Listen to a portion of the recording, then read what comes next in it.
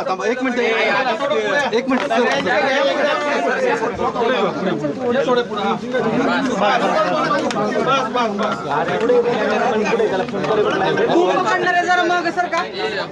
Boom खाली जरा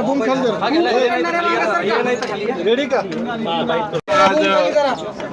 toll नाक्यावर जो अपघात झाला 3 वारकरी या ठिकाणी दगावले आहे। 4 भरती आहे। 3 आनंदी हॉस्पिटलला 1 ससून हॉस्पिटलला पाठवण्यात आला आहे। आता आनंदी हॉस्पिटल जेजूरला जे आहे ते संपूर्ण आता जी डॉक्टर काकडे यांनी काळजी घेतलेली आहे, प्रशासनाने काळजी घेतली आहे आणि सर्व चांगले होतील अशी या ठिकाणी व्यवस्था आहे। ससून हॉस्पिटलला एक जे आहे त्यांनाही तिथे पाठवलं आहे। अत्यंत दुर्दैवी घटना आहे। वारीमध्ये अशी घटना होणे काही चांगलं नाही आहे। घटनेची चौकशी करू, पण आता आम्ही सांगितलेलं आहे की जे काही या ठिकाणी ॲडमिट आहे त्यांना संपूर्ण त्यांची व्यवस्था शासन करेल। मृत झाले आहेत त्यांच्याशी शासन पाठीशी राहील, त्यांनाही आधार शासन देईल। मला असं वाटतं की हे दुर्दैवी घटना आहे, अशी घटना पुन्हा वारीमध्ये होणार नाही याची काळजी शासन घेईल आणि प्रशासनाने योग्य दखल घेतलेली आहे, पण घटना दुर्दैवी आहे। सर, जखमींची तुम्ही भेट घेतली, विचारपूस केलेली आहे, काय त्यांची प्रकृती नेमकी कशी आहे, जखमींचा नेमका आकडा किती? इथे तर जे 4ही पेशंट आहेत ते एकदम चांगले आहेत, म्हणजे ते रिकवरेबल आहे। त्यांची प्रकृती उत्तम आहे। एक आमची बहीण होती, तिला तर BP एकदम डाऊन झाला होता, पण तिला डॉक्टरनी सांभाळलेलं आहे। इथली आता सर्व पेशंट हे अंडर कंट्रोल आहे, म्हणजे सुरक्षित आहे। ससूनला जे गेले आहेत ते त्याचं चेक करावं लागेल तिथे काय परिस्थिती आहे। पालखी सोहळा 2 जिल्ह्यातून अजून पार होणार आहे, त्यांना काही सूचना वगैरे दिल्या? प्रशासनाला पूर्ण सूचना आधी होत्या कशी वारीमध्ये मॉनिटर करायचं। आमच्या प्रशासनाच्या जेवढ्या विंग्स आहे, पोलीस, महसूल आणि सारेच डिपार्टमेंट आहे, ते सर्व या व्यवस्थेमध्ये असतात। पण अशी घटना जी न कळत त्या ठिकाणी होऊन गेलेली आहे आणि त्यामुळं या घटनेचं आम्ही गांभीर्य घेतलं आहे।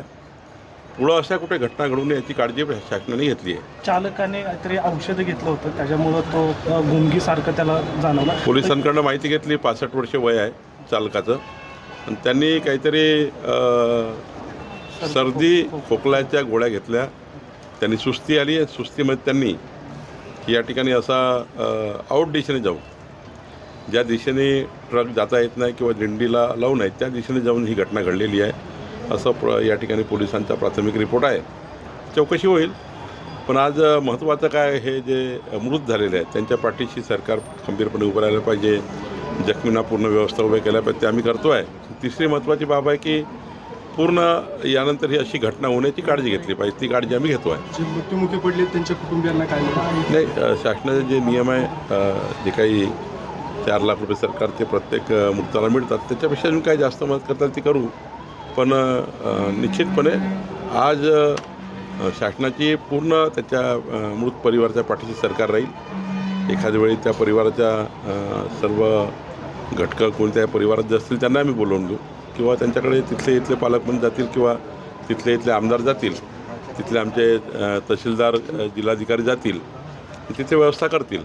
सांगलीचे जिल्हाधिकारी प्रांत आणि तिथले जे काही आमचं टीम आहे ती जाईल, आमचे तिथले आमदार खासदार जातील किंवा मंत्री जातील, लोकप्रतिनिधी जातील, तर सोबत प्रशासनही जाईल आणि प्रशासन योग्य ती मदत करेल। माझं मुख्यमंत्री महोदयाशी चर्चा झाली आहे, मुख्यमंत्री महोदयांनी तसे आदेश दिलेले आहेत, पण दुर्दैव आहे अशी घटना घडली। कोणत्या भागातील वारकरी आहेत? नाही, प्रशासनाने दखल घेतलीच आहे की या वारीमध्ये काही जे 60 वर्षाच्या वरचे आहेत किंवा 22-20च्या आतमधले आहेत, ज्यांना लायसन्सचे अधिकार नाही आहे, लायसन्सही नाही आहेत, पण आता आनंदामध्ये, वारीच्या आनंदामध्ये एक थकला की दुसरा गाडी घेतो, दुसरा थकला की दुसरा गाडी घेतो. म्हणजे ट्रक चालवताना वेगवेगळे ड्रायव्हर बदलत असतात. कधी कधी आपल्याला लायसन नाही असंही स्टेअरिंगवर बसून जातो. तर या ठिकाणी पूर्ण प्रशासनाने आत्ताच मी आणि DG दातेसाहेब आम्ही या ठिकाणी वारीमध्ये होतो.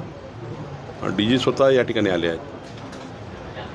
इथले SP गिल आहेत ते आले आहेत आणि DGसुद्धा आता वारीमध्ये आहेत. त्यामुळं पूर्ण त्यांनी प्रशासनाला सूचना दिली आहे की अल्पवयीन ड्रायव्हर नको आहे. 60 वर्षाच्या वरचा त्या ठिकाणी त्याला कंट्रोल करता येणार नाही व्हेकल, त्याने तसे लोक नको आहेत. अशा सूचना DGनी दिलेल्या आहेत, माझ्या समक्षच दिल्या आहेत. आणि DG माझ्यासोबत आत्तापर्यंत होते, तेसुद्धा या वारीला मॉनिटर करत आहे.